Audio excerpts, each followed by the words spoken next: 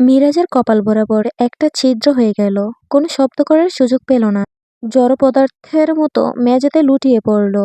হাতের বন্দুকটা মেঝেতে ঘষা খেয়ে ছিটকে গেল দূরে। সালাউদ্দিন পাথরের মতো স্থবির হয়ে গেলেন।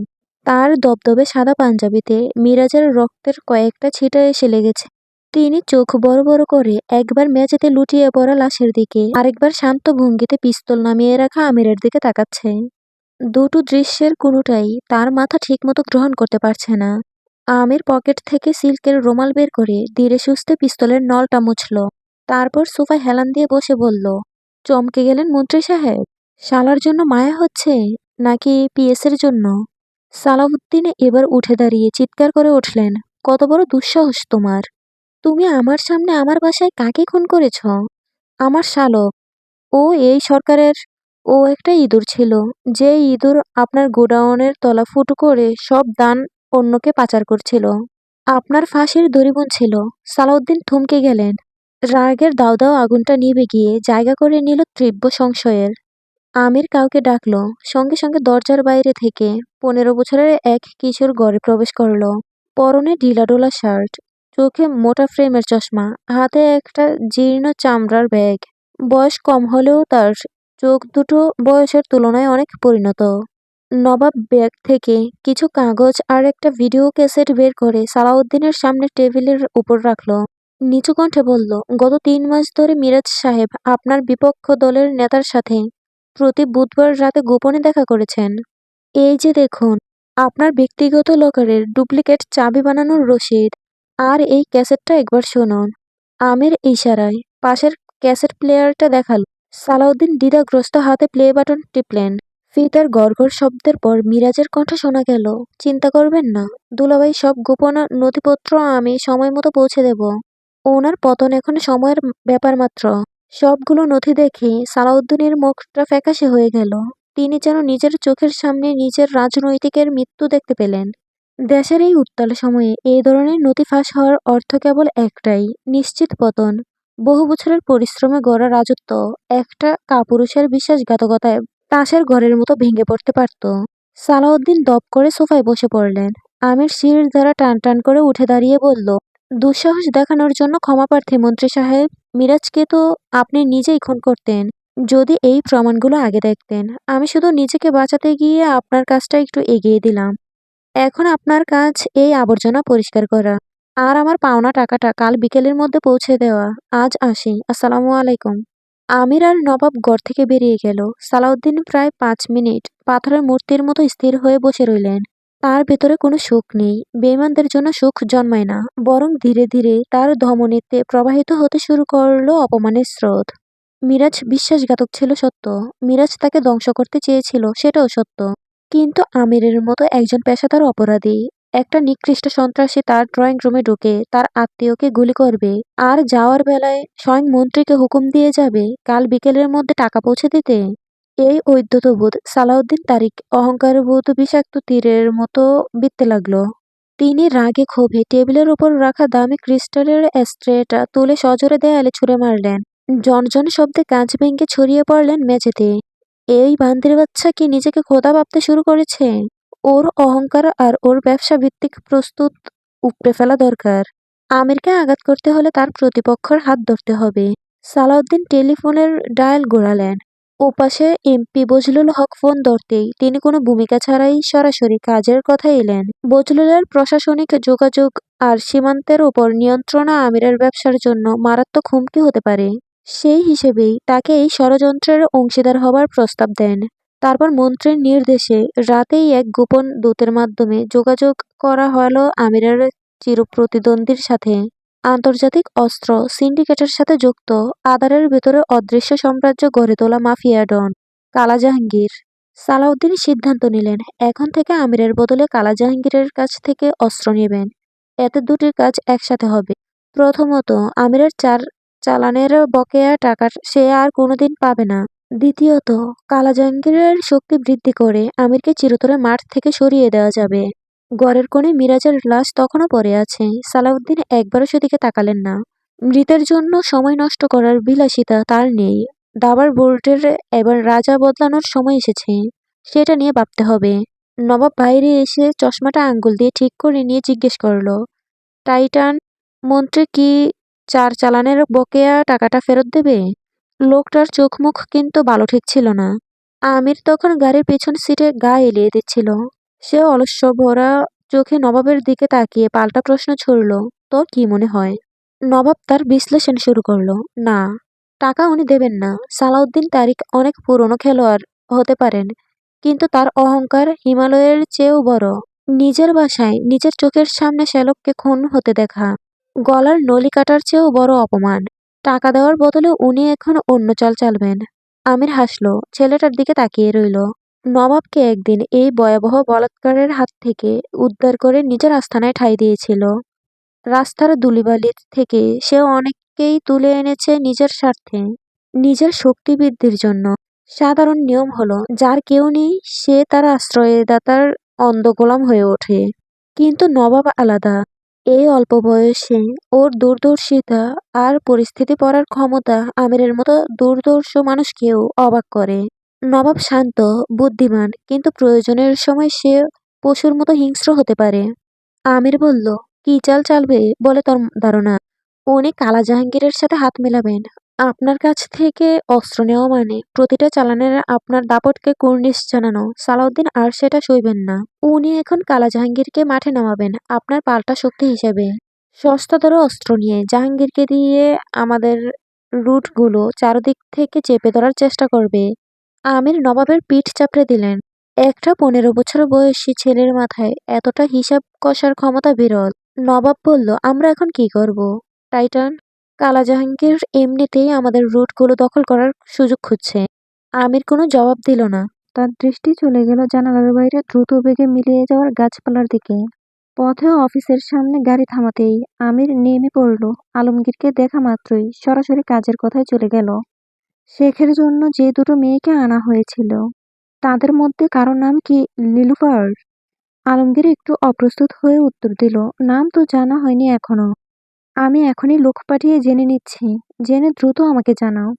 আলমগীরের কপালে চিন্তার বাজ পড়ল। সে কৌতূহলী হয়ে জিজ্ঞেস করল, হঠাৎ নাম জানতে চাইছিস কেন? আমার সন্দেহ হচ্ছে ওই মেয়ে দুটোর মধ্যে পদ্মজার কলেজের বন্ধুটা থাকতে পারে। আলমগীর চমকে উঠে বলল, সে কি? নাকের ডগায় একটা তিল যে ওই মেয়েটা? আলমগীরের চোখেও দুশ্চিন্তার ঘনীভূত হতে লাগলো। যে গুডাউনে মেয়ে দুটোকে খাঁচাবন্দি করে রাখা হয়েছে, আমির সেখানে কিছুক্ষণের জন্য গিয়েছিল। লোহার গ্রিলের ছিদ্র দিয়ে তারা কি আমিরকে দেখে ফেলেছে? যদি ওখানে সত্যি নীলুফার থেকে থাকে, আর সে যদি আমিরকে না দেখে থাকে, তবে তাকে ছেড়ে দেওয়া সম্ভব হলেও হতে পারে। কিন্তু যদি দেখে থাকে? মাথার উপর সূর্য তখন ঠিক মাঝ আকাশে। বারান্দায় পা রাখতেই এক ঝলক তপ্ত বাতাস হু হু করে এসে পদ্মজার অবাধ্য আঁচলটা উড়িয়ে নিল। বাইরে খাঁ রোদে দূরে কোনো একটা ঘুঘু একঘেয়ে সুরে ডেকে যাচ্ছে। হানি খালা রেলিং ধরে সামান্য ঝুঁকে নিচের দিকে তাকালেন। কাঠফাটা রোদে গ্যারেজে রাখা আমিরের দুটো দামি গাড়ি আয়নার মতো চকচক করছে। রোদ ঠিকরে চোখে দাদা লাগিয়ে দিচ্ছে। সে উজ্জ্বলতার দিকে তাকিয়ে তিনি হুট করে গম্ভীর হয়ে গেলেন। বললেন, হারে পদ্মজা, জামাই তোকে ভালোবাসে তো? ঠিকঠাক যত্ন করে? বড়লোকদের কিন্তু চরিত্র ভালো হয় না। পদ্মজা শাড়ির আঁচলটা মাথায় টেনে জবাব দিল, জি খালামণি, বাসে। হানি পদ্মজার কাছে এগিয়ে এসে গলার স্বর নামিয়ে অভিজ্ঞত মানুষের মতো বললেন, শোন মা, প্রথম কয়েক বছর সবাই মাথায় তুলে রাখে। রূপ যতই থাকুক, জামাই যতই চোখে হারাক, পুরুষ মানুষের মন কিন্তু বেশি দিন এক জায়গায় থিতু হয় না। এদের মন হলো চৈত্র মাসের বাতাসের মতো, অন্য কোনো ফুলের সুবাস পেলে হঠাৎ দিক পাল্টে ফেলে। পদ্মজার দু চোখে অস্বস্তির ছায়া পড়ল। হানি বলতে থাকলেন, তাবিজ টাবিজ আছে তো ঘরে? শকুনিরা সবসময় সুযোগের অপেক্ষায় থাকে। ঘর সামলাতে শুধু ভালোবাসা দিয়ে কুলায় না। আমি তোকে দুটো তাবিজ এনে দেব, বিছানার নিচে কিংবা আলমারির কোণে লুকিয়ে রাখিস, যেন জামাইয়ের মন কোনোদিন অন্যদিকে না ঘুরে, আর কোনো বাইরের কুদৃষ্টি যেন তোর সাজানো সংসার তছনছ করতে না পারে। পদ্মজা মাথা নাড়ল, যদিও তার মনে এইসব মানতে সায় দিচ্ছিল না। ভিতরে এসে ড্রয়িং রুমের সোফায় গা এলিয়ে দিলেন হানি। পানদানিটা নিজের কাছে টেনে নিয়ে দক্ষ হাতে সুপারি কাটতে কাটতে বললেন, আমার কথাগুলো আজ তোর কাছে তেতো মনে হতে পারে, কিন্তু দুনিয়াটা আমি তোর চেয়েও বেশি দেখেছি। পুরুষ মানুষ হলো খোলা আকাশের চিল, এরা বাড়িতে ফেরে শুধু ডানা জিরোতে, কিন্তু এদের শিকারীর নজর সবসময় থাকে দূরের কোনো ক্ষেতের দিকে। পদ্মজা এবার প্রতিবাদ জানিয়ে বলল, সবাই তো আর একরকম হয় না খালামণি। আপনাদের জামাই অফিস শেষ করে এক মুহূর্ত দেরি করে না, সোজা বাড়ি চলে আসে। হানি এবার তাচ্ছিল্যের হাসি হাসলেন। পানের পিচকিরি ফেলার আগে বললেন, ওইটা তো ওদের কৌশল রে পাগলি। যখন দেখবি হঠাৎ বেশি বেশি সোহাগ দেখাচ্ছে, তখনই বুঝবি মনের ভেতর কোনো চোর লুকিয়ে আছে। আমার পাড়ার মোতালেবকে দেখতিস যদি, দিন রাত বউয়ের জন্য শাড়ি গহনা আনতে আনতে ঘর ভরে ফেলতো, অথচ তলে তলে পাশের গ্রামের এক বিধবার সাথে তার ঠিকই রসের পীড়িত চলছিল। তিনি পানের বাটা থেকে চুন নিয়ে পানে মাখতে মাখতে আবার শুরু করলেন, এখন তোর রূপ আছে, শরীরে যৌবন আছে, যেদিন একটু বাটা পড়বে সেদিন বুঝবি পুরুষ মানুষ মৌমাছির মতো, যতক্ষণ ফুলে মধু আছে ততক্ষণ বনবন করবে, মধু ফুরালে অন্য বাগানে উড়াল দিতে এদের এক মুহূর্ত সময় লাগে না। এই যে এত সুন্দর বাড়ি, এই বাড়িতে অন্য কেউ আসে আস্তানা করবে না, এর গ্যারান্টি কি? পদ্মজা একটু বিরক্ত হয়ে বলল, আপনি একটু বেশিই ভাবেন খালামণি। উনি আমাকে সম্মান করেন, ভালোবাসেন। সম্মান? হানি একটু হেসে দ্বিতীয় পানটা মুখে পড়লেন, বললেন, পুরুষ মানুষের সম্মানের দাম বাজারে পচা পটলের চেয়েও কম। ওসব হলো উপরের প্রলেপ, তলে তলে কি পলিটিক্স চলে তা তুই বুঝবি না। এজন্যই বলছি সাবধানে থাকিস, বেশি বিশ্বাস করিস না, সব সময় হাতে কিছু টাকা জমিয়ে রাখবি, জামাইকে না জানিয়ে। আর ওই যে তাবিজের কথা বললাম, সেটা হলো আগাম বাদ। বাদ না দিলে বন্যায় ঘর ভেসে গেলে কান্নাকাটি করে আর লাভ হবে না। পদ্মজা বিরক্তিতেও কপাল কুঁচকে ফেলল। হানি খালার মেয়ের শ্বশুরবাড়ি এদিকে, মেয়ের বাসায় এলে এই বাড়িতে কিছুক্ষণের জন্য ওঠেন, উঠেই শুরু হয় যত কথার ঢল, পুরুষ মানুষ নিয়ে নানা রকম হিসাব নিকাশ। তুই ছেড়ে সহজ সরল ঘরের কোণে পড়ে থাকিস, তোর জামাইয়ের যে এত বড় অফিস, সেখানে তো আর শুধু পুরুষরা কাজ করে না। এখন তো দিনকাল পাল্টাচ্ছে, কত ডুঙ্গি মেয়ে অফিস আদালত করে, প্যান্ট শার্ট পরা মেম সাহেব সেজে যখন চোখের সামনে তারা ঘুরঘুর করবে, তখন কি আর ঘরে থাকা বউয়ের কথা মনে থাকে? চোখে চোখ পড়লে শয়তান মনে কুমন্ত্রণা দিতে কতক্ষণ। উনি অন্যরকম। সেরি, অন্ধবিশ্বাস করবি না, বুদ্ধি খাটাবি। জামাই অফিস থেকে ফিরলে শার্টের কলারে একটু শুকে দেখবি অন্য কোনো সুগন্ধি পাওয়া যায় কিনা, রুমালটা দেখবি, জানালার দ্বারে দাঁড়িয়ে নজর রাখবি জামাই যখন গেট দিয়ে ঢোকে পাড়ার কোনো মেয়ের দিকে একটু বেশি হেসে তাকায় কিনা। হাসি থেকেই তো কাশির শুরু রে মা। মানুষের মন হলো মাটির হাড়ি, টোকা লাগলেই ফেটে যায়। পদ্মজার কপালে চিন্তার রেখা দেখে হানি খালা তৃপ্তির হাসি হাসলেন, বললেন, ভয় দেখাচ্ছি না রে পদ্ম, বুদ্ধি দিচ্ছি। আগাম সাবধান থাকা ভালো। আর শুধু নজরদারি করলেই হবে না, পুরুষ মানুষকে হাতের মুঠোয় রাখার আসল জাদু হলো সোহাগ। তার শরীর আর মন দুটোই তোর দখলে রাখতে হবে। দেখিস যেন সে কোনোদিন অতৃপ্ত মনে ঘর থেকে না বেরোয়। পদ্মজা এবার লজ্জায় লাল হয়ে মাথা নিচু করে রইল। হানি শাসনের স্বরে বললেন, লজ্জা পেলে চলবে না পাগল, তোর মা নাই, খালা হয়ে আমাকেই তো তোকে বুঝাতে হবে। দিনের বেলা জামাই অফিসের বস হতে পারে, কিন্তু রাতে যেন শুধু তোর পাগল হয়েই থাকে, এমন আদর দিয়ে বুড়িয়ে রাখবি। মনা ঘর থেকে উকি দিচ্ছে দেখে পদ্মজা মিনমিন করে বলল, বাদ দেন না খালামণি। বাদ দেবো কেন? আমি কি ভুল কিছু বলছি? বেশি বেশি আদর দিবি, বেশি বেশি আদর করবি, আদরের চোটে এমন পাগল করে রাখবি যেন অন্য কোনো নারী তার সামনে এসে দাঁড়ালেও সে তোকে ছাড়া আর কিছুই চোখে না দেখে। পুরুষকে বুলাতে হয় রূপ আর সোহাগ দিয়ে। রূপ তোর আছে, তাতে সন্দেহ নাই, সোহাগটা লাগবে। ওই যে বললাম তাবিজের কথা, ওইটা হলো বাইরের ডাল, আর তোর আদর হলো ভেতরের শেকল। এই দুটো ঠিক থাকলে কোনো শকুনি নজর তোর সংসারে ছিদ্র করতে পারবে না। পদ্মজা আড়ষ্ট হয়ে বসে রইল। আরো কতক্ষণ সন্দেহ আর আদর সোহাগের ফিরিস্তি দিয়ে দুপুরের খাবার খেয়ে অবশেষে বেরিয়ে গেলেন হানি। পদ্মজা সদর দরজাটা আটকে দিয়ে দীর্ঘশ্বাস ফেললো, বাঁচা গেল। তারপর গোসলখানায় ঢুকে নিচু কাঠের পেরেটায় বসলো। শরীরে প্রথম মুখ পানিটা ডালতেই সর্বাঙ্গে শীতল শিহরণ বয়ে গেল। তার মেঘের আস্তরণের মতো ঘন কোমর সমান কৃষ্ণবর্ণের চুল, একা হাতে এই বিলুপ কেশরাশির যত্ন নেওয়া দুঃসাধ্য লড়াইয়ের মতো। কেউ একটু সাহায্য করলে শরীর ও মন দুটোই জুড়ায়। মনাকে অনেকক্ষণ আগে বলে রেখেছে আসার জন্য, কিন্তু ফাঁকিবাজ মেয়েটা এখনো দেখা নেই। নিশ্চয়ই বসার ঘরে টিভির নেশায় মজেছে। বিরক্তি নিয়ে পদ্মজা গলা উঁচিয়ে ডাকলো, মনা, মনা, কোথায় তুই?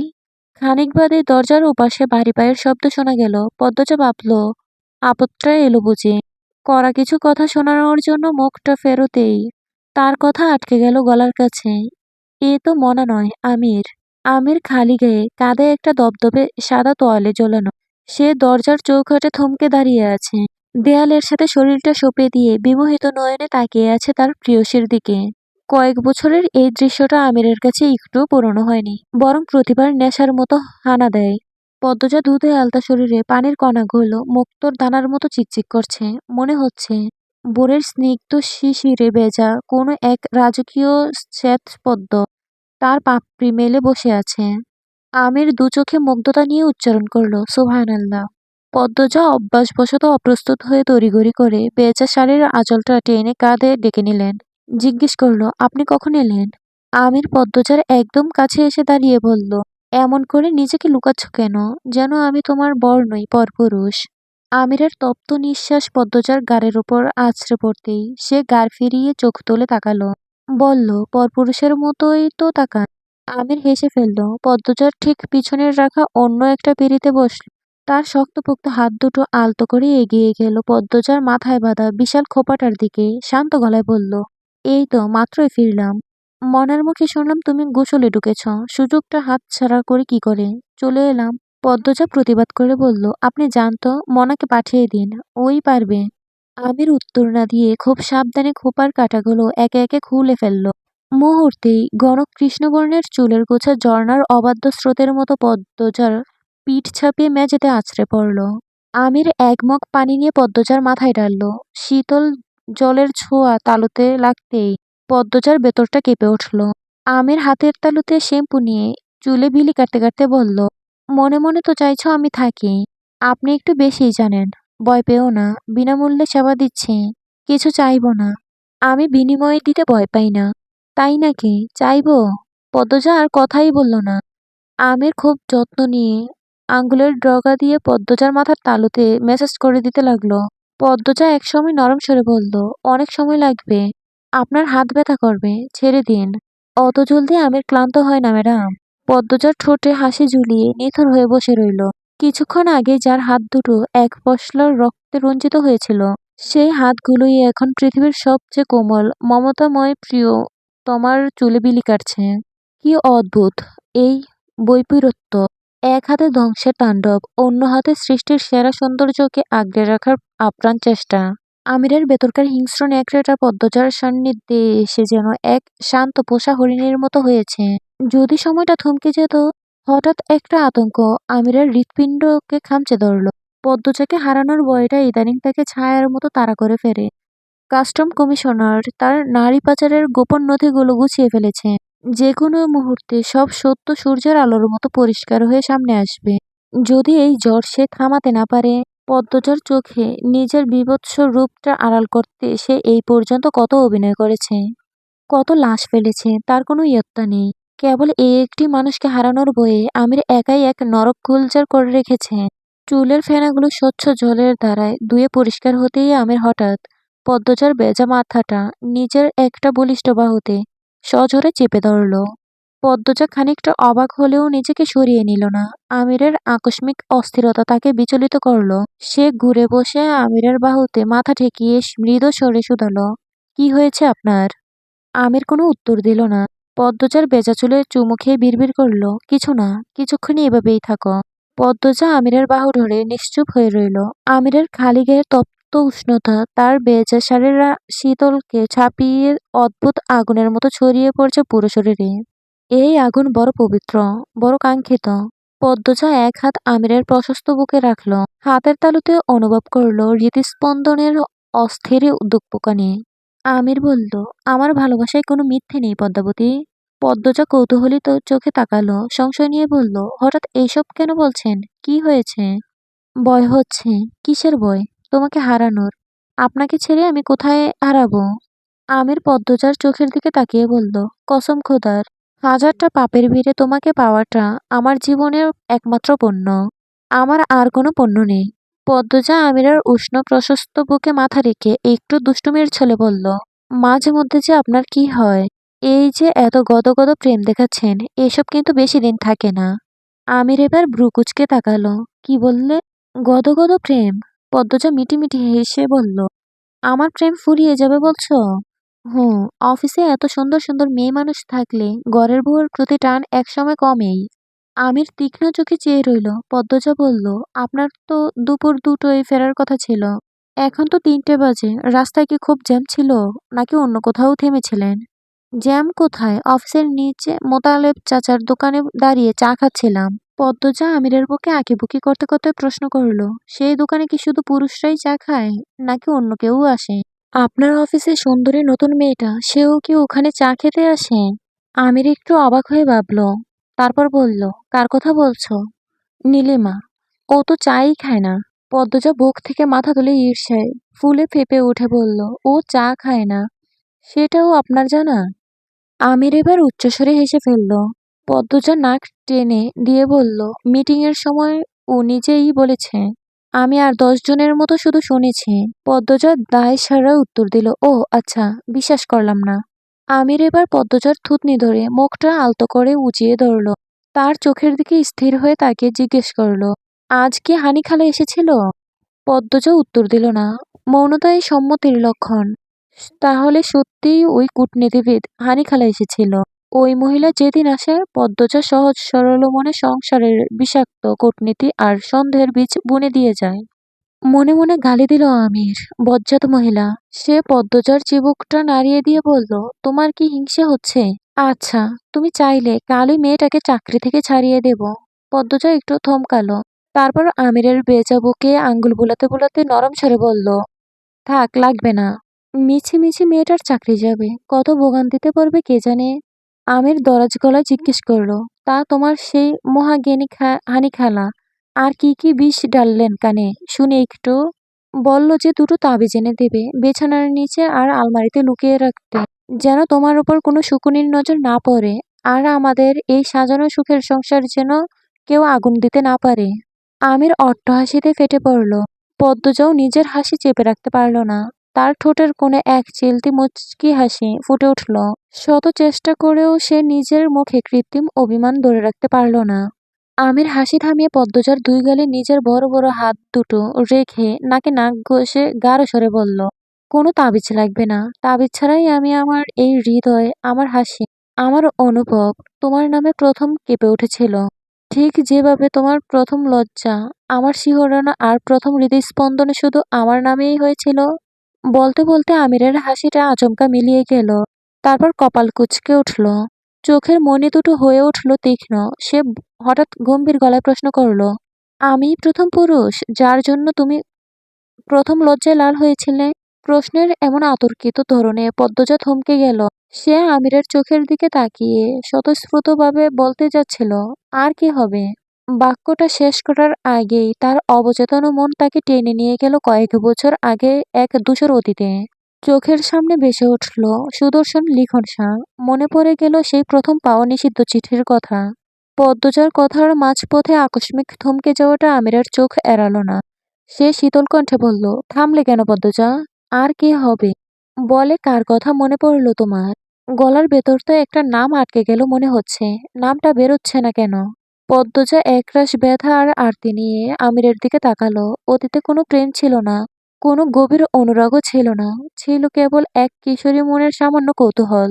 যে মেয়েটি ত্রিসীমানায় কোনো পুরুষ কোনোদিন পৌঁছাতে পারেনি, সেখানে সুদর্শন লিখন সাহের প্রেমের চিঠিটা কিশোরী পদ্মজাকে অদ্ভুত শিহরণ দিয়েছিল। সে বারবার চিঠিটা পড়েছিল, আনমনে হেসেছিল। যেখানে কোনো পাপ ছিল না, ভালোবাসা তো বহুদূর। কিন্তু আজ আমিরের সন্দেহের কাঠগড়ায় দাঁড়িয়ে সেই ছোট্ট স্মৃতিটাই যেন এক বিশাল অপরাধ হয়ে ধরা দিল। আমিরের বুকের ভেতরটা তখন রাগে যন্ত্রণায় মুচড়ে উঠছে। পদ্মজার চোখের অস্বস্তি স্মৃতির গভীরে তলিয়ে যাওয়া দৃশ্যটা তাকে পুড়িয়ে খাক করে দিচ্ছে। লিখনসা পদ্মজার হৃদয়ে থাক বা না থাক, সে যে পদ্মজার স্মৃতিতে একটা অংশে বাঘ বসিয়ে রেখেছে, তার প্রথম লজ্জার ভাগীদার হয়েছে, এই সত্যটা আমিরকে কুরে কুরে খেতে লাগলো। মুহূর্তেই আমিরের মেজাজটা সপ্তমে চড়ে গেল। তার ভেতরে হিংস্র পুরুষটা জেগে উঠল, যে তার প্রিয়তমার সামান্যতম অংশ অন্য কারোর সাথে ভাগ করে নিতে রাজি নয়। সে জট করে উঠে দাঁড়ালো। রূঢ় স্বরে বলল, শাড়ি পাল্টে ভালো করে চুল মুছে নাও, ঠান্ডা লেগে যাবে। বলেই হনহনিয়ে বেরিয়ে গেল।